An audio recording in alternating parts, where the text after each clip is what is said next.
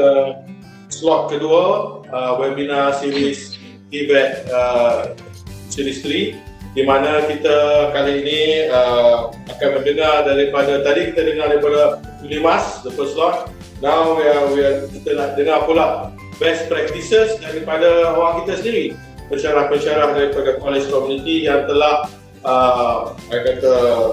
come up with interesting practices yang membolehkan teaching and learning berlaku walaupun dalam era post COVID ni tadi. Okay? Jadi untuk tidak buang masa, saya serahkan kepada Dr. Umar untuk perkenalkan kita punya panelists. Terima kasih Dr. Nana. So untuk sesi hari ini, tajuk kita ialah perkongsian amalan terbaik PDP dalam talian di college community ya. So kita ada 5 orang panelis. Pertama, Puan Zulhana binti Zulkifli dari KK Bandar Darul Aman. Panelis kedua, Puan Ana Patania binti Salahuddin dari College Community Hulu Selangor.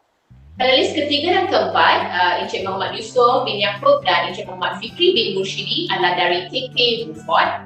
Dan panel kita yang terakhir, Puan Jean Ivy binti Dennis dari KK Tambunan ya. So we have we have staff from Borneo, we have staff from the northern side and from the central side. Okay, right. So mungkin saya akan perkenalkan. Sesi kali ini kita akan dapatkan perkongsian dari anda. I understand that memang mencabar ya kita buat PDP dalam talian, tapi apa yang telah anda lakukan dari ini mungkin boleh menjadi inspirasi kepada pensyarah-pensyarah di luar sana ya. Puan Ana, dipersilakan. Okey. Assalamualaikum. Boleh dengar suara saya? Okey, terima kasih. First of all, terima kasih kepada BIPD, terima kasih kepada Dr. Nana, Dr. Umar kerana menjemput kami untuk kongsi knowledge dengan semua pensyarah college community. Jadi saya tunjukkan slide saya. Jadi apa yang saya nak share dengan you all pada hari ini adalah lebih kepada cara saya melaksanakan online class. Okay, macam Puan Zulhana tadi, lebih kepada secara umum apa yang dilaksanakan di KKBDA. Okay. So this is my online class. Okay, secara umumnya saya 5 method. Okay. Pertama sekali adalah saya menyediakan kit pembelajaran. Kemudian saya juga gunakan Google Drive, Edpuzzle, Microsoft PowerPoint di mana saya install plugin Office Mix dan juga Google Meet. Okey, saya terangkan tentang kit pembelajaran online. Okey, college community di Selangor dan negeri lain, saya rasa kami menerima arahan semasa pelajar cuti semester untuk di mana pelajar tidak dibenarkan untuk masuk ke kampus. Jadi pada masa tu saya terfikir, benda tiba-tiba kan, macam mana saya nak bantu pelajar saya untuk belajar di rumah. Dan saya sebenarnya memang ada buku aktiviti yang saya berikan kepada pelajar. First of all, saya menyediakan kit pembelajaran di rumah. So actually kit ni merupakan beberapa perkara, iaitu adalah buku. So saya memang ada buku aktiviti pelajar. Kemudian saya juga masih ada 2 amali yang perlu dilaksanakan untuk subjek saya. Jadi apa yang saya lakukan adalah saya minta pelajar yang berdekatan dengan kolej untuk datang ambil buku kit mereka, which is buku, lab sheet dan juga saya sediakan beberapa komponen dan juga blackboard untuk mereka lakukan amali di rumah. Dan untuk pelajar yang jauh yang tak dapat datang, saya akan post pada mereka lah. Okey, jadi apa yang mereka lakukan adalah latihan yang mereka laksanakan di buku aktiviti. Apabila mereka dah siap, mereka kena ambil gambar buku tu and then mereka kena post di Google Drive.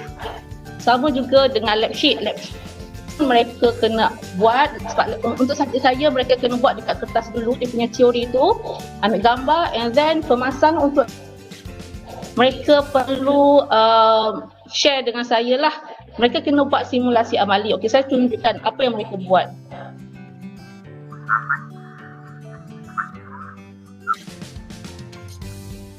So dalam video ini saya dapat kena pasti yang mereka faham ataupun tidak dengan apa soalan yang terdapat dalam lab sheet. Dan saya juga dapat mengenal pasti bahawa mereka buat sendiri amal itu, bukannya mereka copy daripada kawan mereka dan hantar pada saya. Sebab saya dapat kenal suara mereka dan juga tangan mereka. Itu yang paling penting. Okey, kemudian Sebabnya kalau kita just bagi macam tu, kita pun takut juga pelajar ni copy orang punya kan. Sebab lagi pun Google Drive ni saya setkan sebagai public, so diorang boleh je copy kawan-kawan diorang punya. Jadi saya dah make sure macam mana yang diorang memang buat sendiri adalah saya tulisan mereka, saya cam suara mereka, cam tanda mereka. And then setiap tugasan yang mereka perlu hantar, saya dah siapkan folder dan diorang perlu masukkanlah dalam folder-folder yang disediakan. Kemudian okay, yang ini adalah yang paling best yang saya nak share dengan you all. So thanks to Dr. Umar, sebab Dr. Umar yang bagi tahu saya tentang Edpuzzle. So Edpuzzle, okay, saya personally saya kurang gemar dengan real time online class seperti Google Meet, Zoom dan so on. Sebab untuk pelajar on time pada masa yang ditetapkan tu sangat sukar. Dan jadi saya lebih suka menjadikan video saya terlebih dahulu, and then saya minta pelajar untuk tengok video. Okay, sebenarnya saya ada satu inovasi nama dia EduKit. Dalam EduKit ni pada asalnya ada 5 video. Dan pada mula-mula saya test run video ini, saya just bagi pada pelajar, saya nak minta you tengok video ni. Tapi macam mana saya nak pastikan student tu tengok ataupun tidak video saya? Sedangkan bila saya kata suruh tengok, bila next amali mereka tak dapat buat. So bila mereka tak dapat buat, saya tahu mereka tak tengok pun video tu. Jadi saya rasa kecewa kerana penat adalah kita record dan edit video tu rasa tidak berbaloi. Jadi bila Dr. Umar suggest tentang Edpuzzle, so saya kata saya tengok Edpuzzle dan best. Apa yang bestnya? Okay, first kita boleh embed beberapa question dalam video kita, dan kita juga boleh integrate Edpuzzle ini dengan LMS, which is LMS di sini adalah Google Classroom, dan juga kita dapat kena pasti pelajar ni tengok atau tidak. And then sekiranya kita nak buat penilaian summative dan formative pun boleh, sebab dalam video yang kita embedkan tu kita boleh bagi markah pada pelajar. Jadi banyak benda yang kita boleh buat dekat Edpuzzle. Okay. So ini adalah antara kenapa saya suka Edpuzzle. Okay, pertama sekali interaktif. Okay, interaktif kerana first yang saya kata tadilah, kita boleh masukkan video soalan-soalan, embedded question. Dalam setakat ni paling sikit saya letak satu soalan lah, sebab video tu sangat pendek, dan paling banyak saya rasa dalam 20 lebih yang saya masukkan dalam satu video. Kemudian fleksibel, kerana apabila kita letak dekat puzzle, sebab kita tahu kadang-kadang pelajar ni dia ada masalah data, masalah internet, mungkin kampung dia ceruk sangat, ataupun tiba-tiba Selcom ada masalah pada masa tu kan. Jadi bila kita tak dalam puzzle, dia lebih fleksibel. Contohnya hari ni saya sebenarnya ada kelas, tapi kerana ada webinar, jadi saya kata kat student, okay, tengok video saya, video tajuk sekian-sekian, saya bagi masa tempoh 2 hari. Kenapa saya bagi tempoh 2 hari? Sebab kadang-kadang mungkin hari ini ada masalah, so dia orang boleh tengok esok. Tapi jangan bagi masa seminggu, 2 minggu. Sebab apa? Kalau kita sendiri pun, kalau bos bagi kita masa seminggu, 2 minggu, last sekali lupa kan. Jadi bagi masa yang singkat lah, 1, 2 atau 3 hari is enough. Kemudian satu lagi, bila kita buat real time online class, sampai kalau pelajar perempuan lah, kadang-kadang malas nak pakai tudung, malas nak bersiap dan sebagainya. Jadi dengan meletakkan video itu di Edpuzzle, pelajar lebih sesuai ke tempat, sambil-sambil baring pun boleh tengok, sebabnya privasi mereka ada kat situ. Kemudian kebolehpercayaan. Kebolehpercayaan ni maksudnya, yalah, kalau sebelum ni masalah saya adalah bila saya bagi pada pelajar untuk tengok video, kita tak tahu sama ada betul tak mereka tengok. Kita tanya tengok ke tak? Tengok, tapi entah ya atau tidak. Tapi dengan menggunakan Edpuzzle, saya dapat track mereka betul-betul tengok. Nanti saya tunjukkan macam mana saya dapat tahu yang mereka tengok. Sebab kat situ ada berapa percentage watch time mereka tu ada direkodkan. Kemudian engagement. Engagement ni sebab first video yang kita gunakan tu ada suara, ada gambar. So engagement, pelajar lebih tertarik untuk tengok benda macam tu. Kemudian katakanlah kita menggunakan video yang kita ambil daripada YouTube contohnya. Kalau subjek komputer teknologi, banyak video-video tu dalam bahasa Inggeris. So kita pun tahu kebanyakan pelajar kita agak lemah bahasa Inggeris. Jadi kita mungkin nak gunakan suara kita sendiri untuk memberikan explanation tentang video tersebut. Jadi dalam Edpuzzle ada function voice over. Maksudnya video-video dalam YouTube tapi gunakan suara kita. Jadi pelajar lebih faham, bila pelajar faham lebih engagement. Kemudian satu lagi, apabila kita letakkan embedded question. Jadi katakanlah video tu 5 minit. 5 minit tu, are you sure pelajar betul-betul tengok 5 minit dengan sepenuh perhatian? Kan? Sebab dia bukan cerita Korea. Ini adalah subjek akademik. Jadi untuk membuatkan pelajar engage, saya meletakkan soalan-soalan supaya pelajar tu pay attention. Sebab mereka tahu dalam soalan saya ada dalam video saya ada soalan yang akan ditanyakan. Instead of video kosong tak ada apa-apa, terkedip, main kucing, tak tahu apa. Okay? Tapi jangan letak soalan yang terlalu aras tinggi, letak aras pemahaman, aras pengetahuan cukup supaya mereka just pay attention. Yang seterusnya, kenapa saya suka Edpuzzle adalah kerana ia menjimatkan masa. First, untuk mereka yang mungkin tak ada masa, tak sempat nak buat konten sendiri, nak record video, nak edit video sendiri, sebenarnya banyak video yang you all boleh dapatkan daripada sumber-sumber yang ada di dalam Edpuzzle, antaranya YouTube, Khan Academic, TED dan so on. Boleh gunakan material yang sedia ada, dan yang paling penting apabila kita dah letakkan soalan-soalan di dalam kita punya video di Edpuzzle, kita boleh guna semula bahan tersebut untuk semester akan datang. Jadi susahnya sekarang je lah, untuk masa akan datang insya-Allah, jadi kita dah senang. Okay, so ada 3 function yang best juga dekat Edpuzzle. Yang pertama adalah cut. Contohnya video yang kita dapat daripada YouTube adalah 10 minit. So bila kita tengok video tu, ada video tu yang terlalu deep, which is tidak sesuai dengan silibus College Committee. So pensyarah boleh cut. Dan cut di Edpuzzle bukan hanya cut depan dan cut belakang, tapi juga boleh cut di tengah-tengah. Berapa banyak nak cut kat tengah depends on you. You kena edit sendiri. Dan apa yang you edit dekat Edpuzzle tidak akan affected video asalnya dekat YouTube. Best kan? Kedua adalah embedded question tadilah. So saya tak tahu berapa maksimum yang Edpuzzle letak, tapi setakat ni saya pernah letak 25 soalan dalam satu video, still okay. Kemudian ada lagi voice over yang saya terangkan tadi, you boleh gunakan suara you sendiri untuk digunakan dalam video yang kita ambil daripada YouTube. Okay. Okay, so ini yang saya nak tunjukkan sedikit interface daripada Edpuzzle. So saya dah gunakan Edpuzzle ni daripada 2019, Jun 2019, so dah 2 tahun saya gunakan. Okay, kemudian nampak tak dekat sini? Kat sini lah saya dapat kena pasti sama ada pelajar saya tengok atau tidak video yang saya minta mereka tengok. Okay. Kemudian dekat turn ini, okay, actually katakan kita dah set time pukul 8 sampai pukul 10. Pada hari ini mesti kena tengok dia punya deadline. Tapi pelajar tu mungkin ada masalah internet, esok baru dia tengok, still boleh tengok, tapi dekat kawasan turn ini dia akan tulis late. So terpulanglah macam saya tak rigid dalam kes PKPB ni, saya tak rigid, so tak apalah. Okay. Kemudian, okay, katakan tadi kita ada soalan tu kita nak tak markah kan. So you boleh grading. Untuk soalan ni pula ada 3 option. 2 option actually, ada open-ended dan ada juga multiple choice. So saya suka gunakan open-ended sebab saya malas nak fikir ABCD. Tapi bila marking sakit sikit lah sebab kita kena fikir. Tapi untuk subjek teknikal saya rasa tak ada masalah. Sebab teknikal ni jawapan dia memang pendek-pendek je. Okay, so saya grading kat sini. Jadi bila saya dah marking semua orang, jadi dia punya berapa markah mereka akan appear kat sini. Jadi pelajar yang dapat kosong ni bukan dia tak jawab tapi tak betul. Okay, jadi grading ini kalau kita nak jadikan ini sebagai penilaian formatif pun boleh, nak jadikan sebagai penilaian summative pun boleh, tak ada masalah. Tapi macam saya hanya gunakan Edpuzzle ni untuk attendance. Jadi kadang-kadang saya malas nak marking juga. Jadi saya tengok asalkan mereka watch, saya print.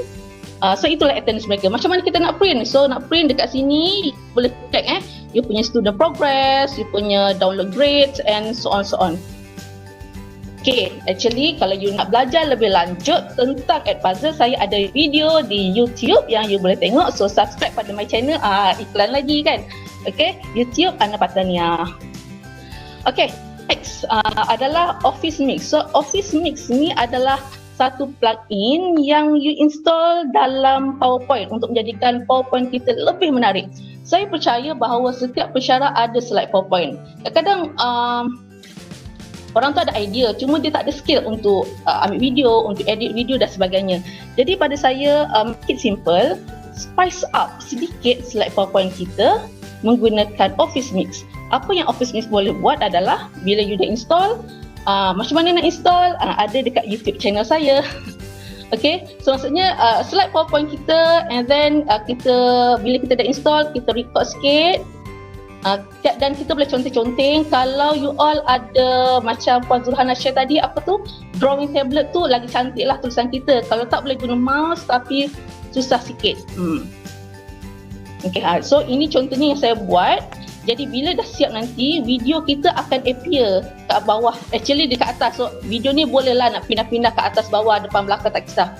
Jadi saya percaya apabila instead of kita bagi nota kat student, okay, ni nota saya, you baca sendirilah kat rumah semasa tempoh PKPB. Are you sure student kita baca? Are you sure mereka faham? Okay, that's why bila kita convert sedikit slide PowerPoint kita, gunakan Office Mix, dan ada suara kita bila kita mengajar macam saya lah, bersemangat. Jadi bila bersemangat, you all pun bersemangat. Jadi macam tu lah juga kan dalam video kita, bila kita mengajar macam ni, kita memberi explanation. Jadi instead of baca, ada suara kita pula memberi penerangan, insya-Allah pelajar kita akan lebih faham. Sekali lagi, kalau nak tahu, nak belajar tentang Office Mix, boleh pergi ke channel saya, Ana Fatania. Jangan lupa subscribe. Dan dia punya link untuk download Office Mix pun ada dekat description.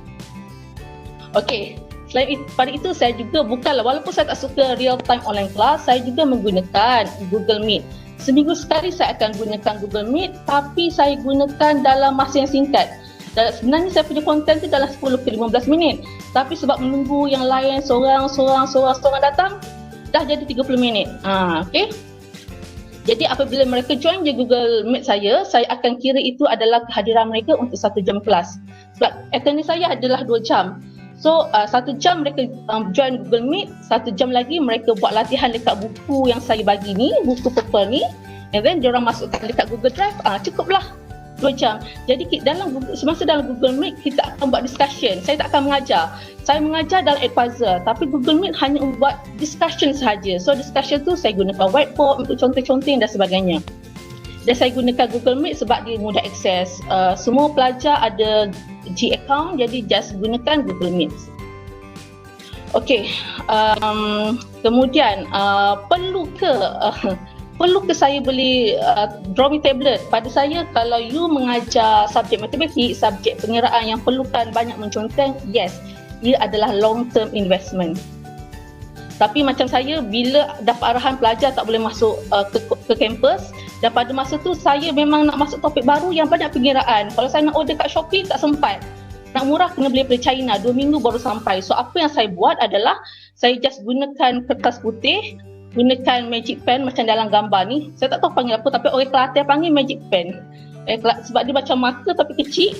Sebab bila saya guna pen, dia tak nampak jelas. So saya gunakan magic pen ni. Bila saya guna conteng-conteng, saya record guna kamera.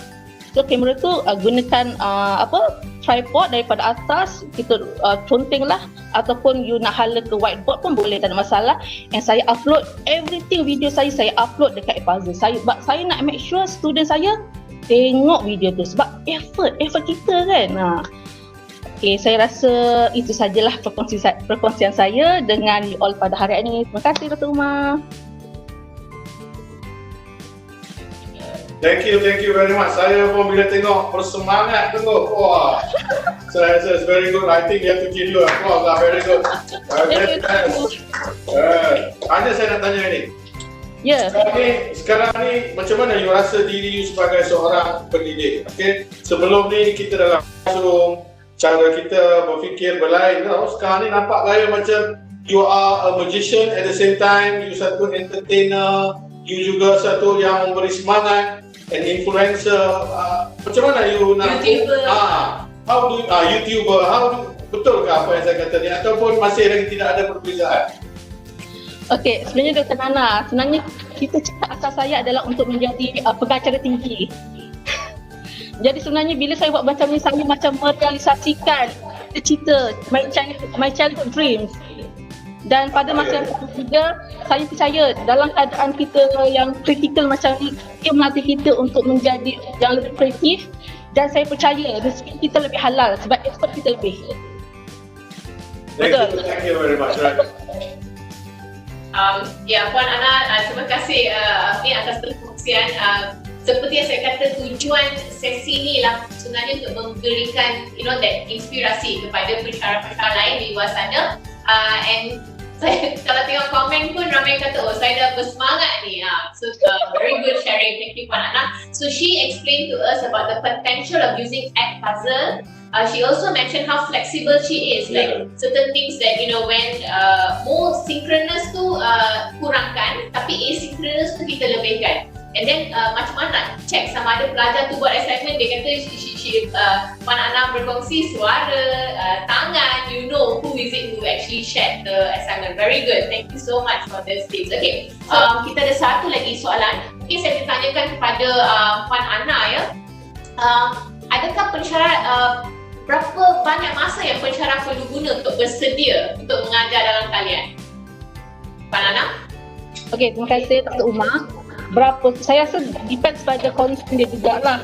Dan mungkin macam soalan tadi, kalau dia seorang pensyarah yang baru, mungkin dia perlukan lebih banyak masa untuk dia fahamkan konten and then kena fikirkan. Sebab untuk buat online kelas ni yang penting adalah kreativiti. Macam tadi Miss Chin kongsikan dengan kita banyak apps yang boleh digunakan, dan memang kita pun tahu ada banyak benda yang free yang kita boleh gunakan, tapi yang mana satukah yang sesuai dengan jiwa kita sebagai orang yang nak guna, yang sesuai dengan konten kita. Okay, dan jadi saya rasa kita kena try explore satu-satu dan mengenal pasti which apps yang sesuai dengan syllabus kita. Once kita dah kenal pasti, saya rasa kita janganlah rojak sangat. Bila rojak sangat, tengok orang guna tu kita pun nak guna, tengok orang guna ni kita nak guna. So kita sendiri jiwa kita kacau. Jadi which is good bila kita ada webinar, kita dapatkan idea daripada orang lain, dan bila kita dah dapat kenal pasti which medium, which platform yang sesuai, kita gunakan. Mahirkan satu, then baru you explore another one. Jangan pada masa yang sama you nak rojakkan, kelang kabut. So bila kelang kabut, you stress, you ada nanti mentally stress kan, jiwa kacau, kusut dan sebagainya. Jadi fokus pada satu yang you rasa sesuai, and that's why Dr. Umar, saya suka merekomendasikan Edpuzzle. Sebab kita boleh create kita punya content pada masa yang kita tenang. Kalau kita kat rumah kan, siapa yang ada anak kecil dan sebagainya, mungkin ada gangguan-gangguan macam Chin bagi tahu, dia tengah buat kelas, anak dia tantrum. Jadi kalau kita buat kelas menggunakan Edpuzzle ketika tenang, anak tidur, anak tengah bermain kat luar, so kita create content kita dan kita upload, dan masa yang lain kita boleh spend masa dengan keluarga kita. Jadi pada saya, pada masa yang tenang, study dulu which platform, which apps yang sesuai dengan konten kita, and then kita explore and mahirkan, baru kita pergi pada yang lain. Thank you. Okay, thank you very much. Ada beberapa soalan lagi, tapi kita tidak akan fokuslah sangat kerana kita akui memang online learning, digital learning tak boleh menyelesaikan everything, right? Ada perkara yang you have got to come to school, to class, to use the software. Kalau software tu expensive, to be present in front dan sebagainya. Dan saya rasa kita pun tengah cuba untuk arrange so that yang mana yang perlu datang. Yang mana yang boleh dibuat online, please carry on online. So saya rasa dengan elemen motion graphics dan elemen yang lain, Android dan sebagainya, banyak teori yang boleh dibuat dahulu dalam masa yang challenging ni. Banyak perkara yang you boleh tunjuk dan sebagainya. Hanya apabila dibenarkan balik ke kampus, fokuslah kepada the online. So that strategy tu, you have got to think secara berkumpulan di setiap institusi. Bukan college sahaja, tetapi of course di politeknik juga. Use it very the effective time yang you ada. Apa yang boleh buat sekarang, buat dulu. Dan later on barulah kita, bila you need them to come, that is where you need them to do hands-on, dan you buatlah hands-on. So I know this is challenging. Bukan kita kata bahawa you're not trying your best and so on, tapi the whole idea untuk webinar ni adalah to give some thought and idea and perspective. Mungkin you boleh guna pakai teknik-teknik ni untuk ubah suai cara you mengajar. Okay, Umar, is that the time we have? Yeah. I think that's all the time that we have today. Saya ingin mengucapkan jutaan terima kasih kepada semua panel kerana dalam very short period of time kita arrange benda ni, dan kita paksa awalkan sesi ni dan anda telah memberikan the best. As I said, objektif sesi ni lah untuk kita berikan, we don't know actually whose mind tadi kita ada light some bulb, and whose mind tadi we actually just inspired them to, to become better and to become a better online educator. So thank you so much to all the panelists, all of us here at VIP. So I think that's all. So my last word is, do not give up. Yeah. Try out. Be patient. Inshallah, you will reach there in one or 2 days later. And also invest your time to learn. We are in this together. Seek help from your other colleagues. If you know something, help the others teach that. So even like Wan Zulhana, so many of you all actually, I've met you all, I've discussed things with you all, I've given ideas in it, and I'm so happy to see you all putting this in practice. Really, I feel really proud. So thank you so much again. It's been a wonderful experience. And so many things that webinar sesi panel pertama, sesi 1 tadi dengan sesi ni, ada link, saya dapat link apa yang Encik Chua Kiman share dengan pengalaman anda semua. Sangat berharga sebenarnya pengalaman ini. So terima kasih saya ucapkan. Alright, thank you. Bye-bye. Bye. Bye.